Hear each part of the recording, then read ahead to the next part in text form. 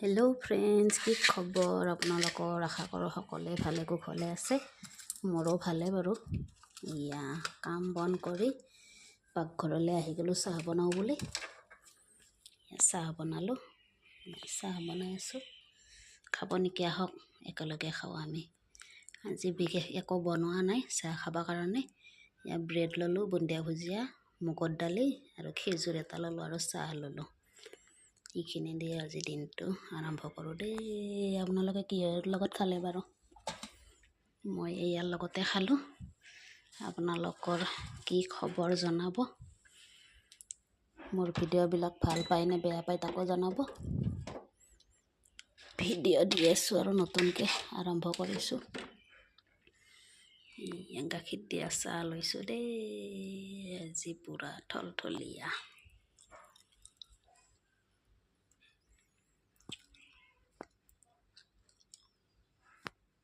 আপোনালোকৰ কাম বন হ'লনে নাই বাৰু? মই কাম কৰি চাহ খাব লৈছোঁ। আজিলৈ বাই বাই।